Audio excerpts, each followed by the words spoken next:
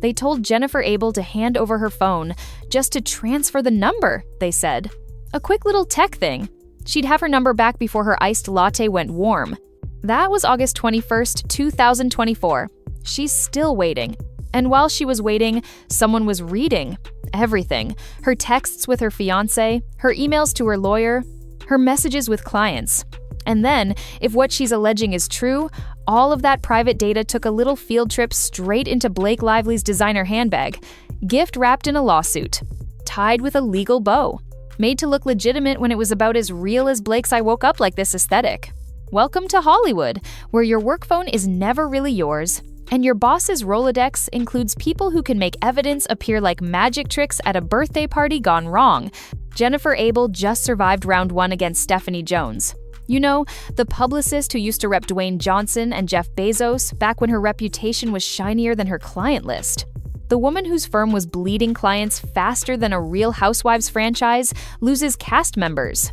And when Abel said she was leaving to start her own company, Jones reacted like someone who just found out her assistant was wearing the same dress to the Met Gala. 2 days before Abel's last day, she gets summoned to a conference room. There's a security guard standing there like this is a mob movie.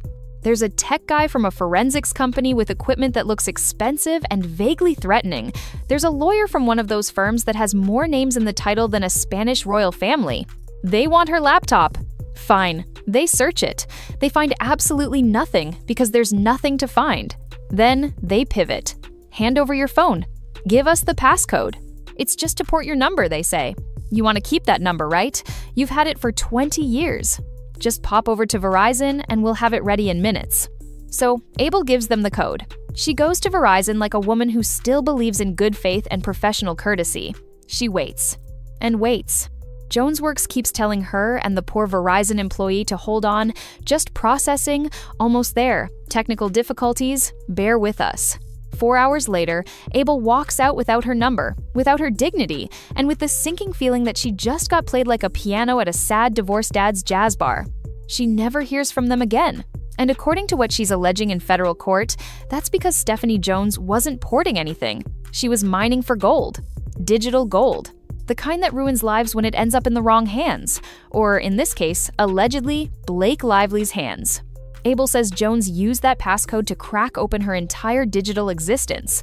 She allegedly went into Abel's iCloud account, her email accounts.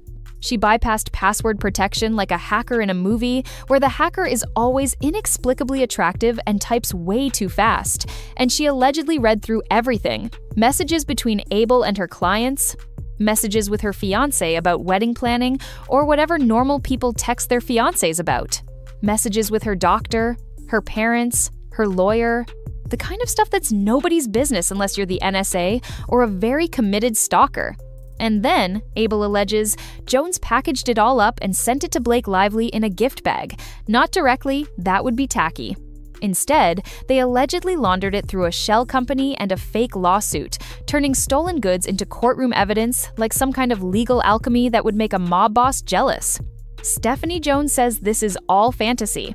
The phone was company property. Abel is just a disgruntled employee spinning tales because she got caught with her hand in the client cookie jar. But today, Judge Lewis Lyman looked at both versions of events and said Abel's story isn't crazy. It's plausible. Not proven, but plausible enough that we're going to keep the lights on and see where this goes. Abel filed 10 claims. 7 got dismissed. That sounds like a massacre until you see what's still breathing. California Penal Code Section 502. The unauthorized computer access law. The kind of statute that doesn't just slap you with a fine. It has criminal teeth. If Abel proves Jones did what she says, prosecutors in California could decide this is worth their time. And that word, could, just became Stephanie Jones's least favorite word in the English language. The judge said Abel adequately proved that Jones knew she didn't have permission. Abel gave her passcode for one reason: port my number so I can keep the digits I've had since flip phones were cool. She didn't say, oh, and also feel free to tour my digital life like you're Zillow surfing through my brain. The judge noted that JonesWorks had no written policy saying they could monitor employee phones. Abel configured the work phone with her personal Apple ID, her personal email, her personal everything, and the judge said it's plausible she expected privacy. The second survivor is conversion. Jones kept Abel's 20-year-old phone number. Abel got locked out of every account that needed two-factor authentication. Spent a month playing digital whack-a-mole trying to regain access to her own life. The judge said that counts as theft. Abel lost 3 federal hacking claims because she didn't bring receipts. The judge said, show me timestamps, show me which messages, show me proof this came from iCloud, and not just scrolling through the phone. She didn't. Those are dead unless she amends by October 31st with actual evidence. She also lost on invasion of privacy and emotional distress because California makes you prove the harm was severe and outrageous. Abel's allegations were too vague, but most can be refiled if she's got the goods. And now the fun part, discovery. Abel just won the right to become the most annoying person in Stephanie Jones's life. She can subpoena emails between Jones and Blake Lively's team. She can demand every document showing communications between Jones and Van Zandt Inc., that mystery shell company. She can depose people and make them sit in uncomfortable chairs answering uncomfortable questions under oath. Because Abel isn't just saying Jones read her texts, she's saying Jones became a data delivery service. On August 21st, the same day her phone got confiscated, someone allegedly called crisis PR consultant Melissa Nathan with a very specific message. I saw the text messages. You're going to get sued. Abel says that's because Jones had already cracked open her phone like a piñata and seen what was inside. Messages showing that by the time It Ends With Us premiered, Abel and others in Justin Baldoni's circle thought Blake Lively was about as delightful as a root canal performed by someone who hates you personally. Abel alleges Jones then played Santa Claus, delivering those communications to Blake Lively, Ryan Reynolds, and their PR person Leslie Sloan. You know, the same Leslie Sloan who used to work with Harvey Weinstein back when that was a thing people admitted to. Then, in September 2024, something bizarre happened.